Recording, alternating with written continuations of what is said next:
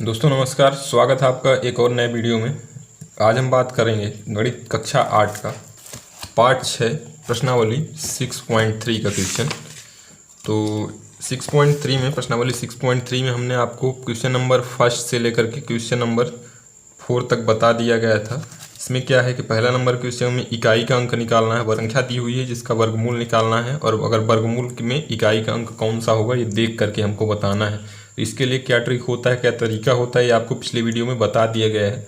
तो वो वीडियो अगर आपने नहीं देखा है तो वीडियो को जाके देख लीजिए और हमारे चैनल को सब्सक्राइब कर लीजिए ताकि आपको ऐसे ही नॉलेजेबल वीडियो लगातार मिलते रहें। और गणित का कक्षा 8 का तो सीरीज हमारा चल रहा है जिसमें हम लगातार एक एक क्वेश्चन हर प्रश्नावली का आपको बता रहे हैं। तो वीडियो को लाइक कर दीजिए और हमारे चैनल को सब्सक्राइब कर लीजिए ताकि आपको ऐसे वीडियो मिलते रहें। तो आज हम बात करेंगे क्वेश्चन नंबर 5, 6 और उसके आगे वाले क्वेश्चन के बारे में। तो क्वेश्चन नंबर 5 है कि निम्नलिखित संख्याओं में से प्रत्येक के लिए सबसे छोटी पूर्ण संख्या ज्ञात कीजिए जिससे इस संख्या को गुणा करने पर यह एक पूर्ण वर्ग संख्या बन जाए। तो इस पूर्ण वर्ग संख्या का वर्गमूल भी ज्ञात करना है। तो यहाँ पे कुछ संख्याएं दी हुई हैं, चलिए समझते हैं क्वेश्चन क्या बोल रहा है, इसमें करना क्या है, सबसे पहले वो समझ लेते हैं। तो देखते हैं इसमें पहला नंबर इसमें हम आपको बता देते हैं। क्वेश्चन है 252 यानी 252। तो देखिए इसमें पहले देख लीजिए कि इसमें क्वेश्चन क्या क्या रहा है, इसमें करना क्या है हमको। तो क्वेश्चन में दिया हुआ है ये 252। अब 252 एक पूर्ण वर्ग संख्या नहीं है, तो हमको कोई सबसे छोटी संख्या का, ऐसी संख्या का इसमें गुणा करना है जिससे ये पूर्ण वर्ग संख्या बन जाए, और फिर उस जो पूर्ण वर्ग संख्या बनेगी उसका वर्गमूल हमको निकालना है। अब पूर्ण वर्ग संख्या क्या होती है ये आपको नहीं पता है, तो ये पिछले कई वीडियो में हमने बताया हुआ है कि पूर्ण वर्ग संख्याएँ क्या होती हैं। जैसे हम यहाँ पर लिखेंगे 16, तो 16 एक पूर्ण वर्ग संख्या है क्योंकि इसका अगर वर्गमूल निकालते हैं तो वर्गमूल आता है 4। लेकिन अगर हम यहाँ पे लिखते हैं 15, तो 15 एक पूर्ण वर्ग संख्या नहीं है क्योंकि 15 का यानी 15 का वर्गमूल निकालेंगे तो ये कुछ पॉइंट में आएगा और दशमलव में आएगा। दशमलव में अगर किसी संख्या का वर्गमूल आ रहा है तो पूर्ण वर्ग संख्या नहीं मानी जाएगी। लेकिन 16 का वर्गमूल 4 है तो ये 16 क्या है, पूर्ण वर्ग संख्या मानी जाएगी। ऐसे ही अगर हम निकालते हैं 25, तो 25 भी एक पूर्ण वर्ग संख्या है क्योंकि 25 का वर्गमूल क्या होता है, 5। वर्गमूल कैसे निकाला जाता है इसके लिए पीछे 2 वीडियो बने हुए हैं। वर्गमूल अभाज्य गुणनखंड से वर्गमूल कैसे निकाला जाता है तो उसके लिए पीछे 2 वीडियो बने हुए हैं, तो उस वीडियोज़ को देख लीजिए ताकि आपको अच्छी तरीके से समझ में आ जाए। तो हमको ऐसे ही 252 एक पूर्ण वर्ग संख्या नहीं है, ये पूर्ण वर्ग संख्या भी नहीं है। तो ये पूछ रहा है क्वेश्चन में कि ऐसी कौन सी छोटी से छोटी संख्या का इसमें गुणा कर दें तो ये पूर्ण वर्ग संख्या बन जाए, और फिर जब पूर्ण वर्ग संख्या बन जाती है तो उसका वर्गमूल भी हमको निकालना है। तो चलिए देखिए इसको कैसे हल किया जाएगा। तो इस तरह का जब भी क्वेश्चन आएगा पूर्ण वर्ग संख्या बनाने के लिए, तो सबसे पहले हमको क्या करना है कि इसका गुणनखंड निकालना है, यानी अभाज्य गुणनखंड इसका हमको निकालना है। तो चलिए देख लेते हैं 252 का अभाज्य गुणनखंड निकाल लेते हैं पहले। तो 252 है, तो 252 का हम गुणनखंड निकालते हैं। गुणनखंड निकालना अगर आपको नहीं आता है तो उसके लिए भी कई सारे वीडियो पीछे बने हुए हैं। एक डेडिकेटेड वीडियो है जिसमें सिर्फ गुणनखंड बताया गया है कैसे बनाया जाता है, तो वो भी देख लीजिए ताकि आपसे बनने लगे। तो सबसे पहले 2 का हम निकाल लेते हैं। 2 से काटेंगे तो 2 एक कम 2, 2 दूनी 4, 1 बचेगा तो 2 छक्का 12, 126 आ गया। फिर से ये 2 से कटेगा तो ये हो जाएगा 2 छक्का 12, 2 तिहाई 6। अब ये 63 है तो 3 से कट सकता है, 3 दूनी 6, 3 एक कम 3, फिर 3 से काटेंगे तो 3 सते 21 और 7 एक कम 7। तो ये हो गया इसका गुणनखंड निकल आया है। अब इसको गुणनखंड को हम अलग से इसको लिख लेंगे। 252 का जो गुणनखंड आया है तो सबसे पहले उसको हम लिख लेते हैं। ये क्वेश्चन को सॉल्व करना है, इसमें हमको ये निकालना है कि कौन सी छोटी से छोटी संख्या का गुणा कर दें कि 252 एक पूर्ण वर्ग संख्या बन जाए। वो संख्या 2 भी हो सकती है, 3 भी हो सकती है, 4 भी, कुछ भी हो सकता है, उसको हमको निकालना है, लेकिन सबसे छोटी होनी चाहिए। तो सबसे पहले इसका गुणनखंड जो आया है तो उसको हम लिख लेते हैं 2 गुणे 2 गुणे 3 गुणे 3 गुणे 7। इतना हमारा गुणनखंड आया हुआ था, इसको हमने लिख लिया। अब इसमें हमको निकालना है कि कौन सी छोटी से छोटी संख्या का गुणा कर दें। तो अगर आप देखेंगे तो यहाँ पे हमारा देखिए पहले जोड़ा किसका किसका, इसमें हमको सबसे पहले चेक करना है कि कितना जोड़ा बन रहा है और कितनी संख्या बच रही है। क्योंकि वर्गमूल आपको पता है कि जब भी हम वर्गमूल निकालते हैं तो पहले हम संख्याओं का जोड़ा 2-2 का बनाते हैं। तो यहाँ पे 1-2 निकल रहा है, ठीक है, तो ये हो गया 1-2। यहाँ पे 3 का जोड़ा बन रहा है तो ये भी सही है। अब यहाँ पे 7 अकेला बच रहा है, तो जो संख्या अकेले बचेगी उसी संख्या का इसमें अगर हम गुणा कर देंगे तो संख्या पूर्ण वर्ग बन जाएगी। क्योंकि अगर हम यहाँ पे 7 का गुणा करते हैं तो 7 भी बाहर आ जाएगा, यानी 2 गुणे 3 तो पहले से बाहर था, अब हमको 7 को बाहर लाना था, यानी 7 का जोड़ा बनाना था। तो 7 में 7 का ही गुणा करेंगे तभी वो जोड़ा बन पाएगा। तो 7 का गुणा करेंगे तो ये हो जाएगा, ये 7 बाहर आ जाएगा। तो ये इसका वर्गमूल कितना आ गया है, 7 त्रिक 21, 21 दूनी 42। तो ये हो जाएगा 42। तो वर्गमूल 42 आ चुका है। अब क्वेश्चन में ये पूछा था कि कौन सी संख्या का गुणा करें कि संख्या ये 252 वर्गमूल बन जाए। तो आपको देखा है कि यहाँ पे हमने 7 का गुणा है, तब ये पूर्ण वर्ग संख्या बनी हुई है। पूर्ण वर्ग का मतलब जोड़ा बन गया है 7 का। तो अतः यहाँ पे लिखेंगे, अतः 7 का गुणा करने पर 252 पूर्ण वर्ग संख्या बन जाएगी। ये लिखना पड़ेगा हमको।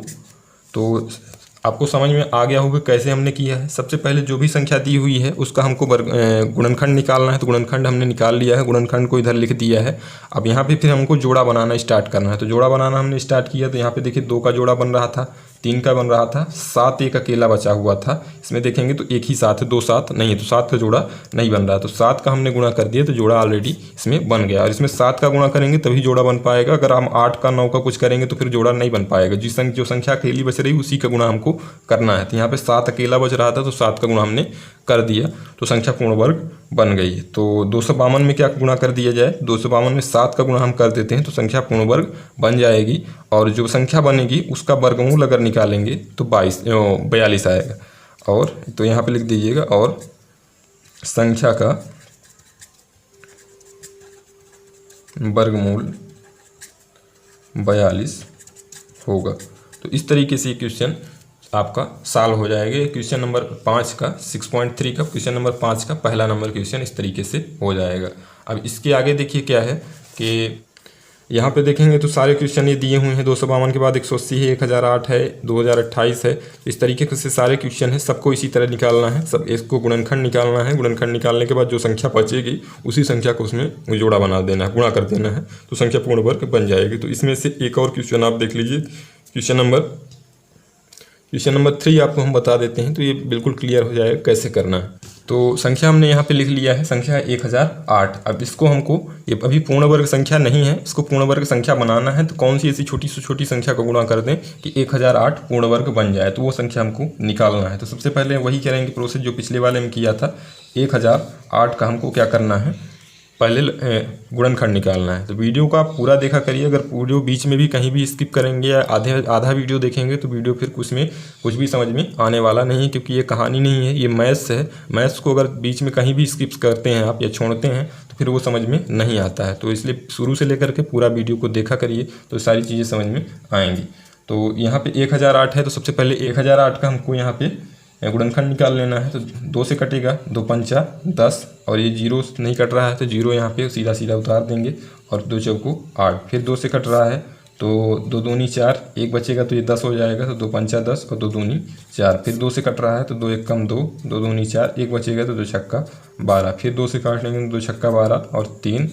फिर 3 से काटेंगे तो 3 दूनी 6 और 3 एक कम 3। फिर 3 से कटेगा तो 3 सते 21 और फिर 7 एक कम 7। तो फिर देखिए यहाँ पे तो वही चीज़ सेम यहाँ पे भी आ गई है। 252 से इधर का लास्ट का पूरा सब वही आ रहा है जैसे इसमें 252 का था।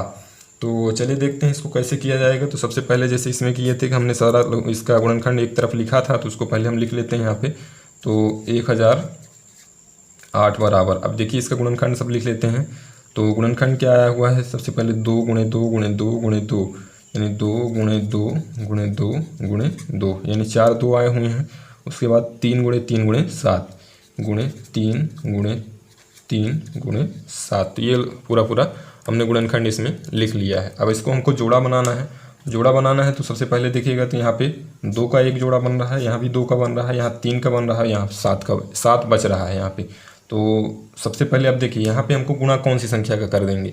तो अगर हम देखेंगे 3 2 और 2 का तो जोड़ा बन रहा है, किसका जोड़ा नहीं बन रहा है, 7 का जोड़ा नहीं बन रहा है। तो जिस संख्या का जोड़ा नहीं बनेगा उसी संख्या का हमको क्या करना है, गुणा कर देना। तो ये 7 का जोड़ा भी बन गया। तो अब देखिए अगर इसको वर्गमूल निकालेंगे तो कितना आएगा, 2 एक जोड़ा हो गया गुणे 2 गुणे 3 गुणे 7।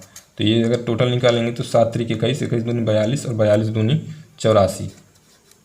तो ये आ जाएगा वर्गमूल। तो अब हमको पूछ ये रहा था कि कौन सी संख्या किस में गुणा करें कि संख्या पूर्ण वर्ग बन जाए। तो हमने यहाँ पे निकाल लिया है कि 7 का अगर गुणा कर देंगे तो संख्या पूर्ण वर्ग बन जाएगी। तो यहाँ पे सीधा सीधा हमको लिख देना है, अतः 7 का गुणा करने पर संख्या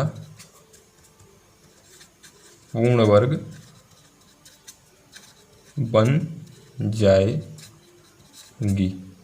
तो संख्या हमने निकाल लिया है, किसका गुणा करना है, 7 का गुणा। 7 का गुणा क्यों करना है पता चल गया होगा आपको, क्योंकि 7 अकेला यहाँ पे बच रहा है, 7 का हमको जोड़ा बनाना था, इसलिए हम 7 का गुणा किए थे। अगर यहाँ पे 8 होता तो 8 का गुणा करते, अगर यहाँ पे 9 बच रहा होता अकेला तो 9 का गुणा करते। तो जो संख्या अकेली बचेगी उसी का हमको क्या कर देना है, यहाँ पे गुणा कर देना है, तो संख्या पूर्ण वर्ग बन जाएगी।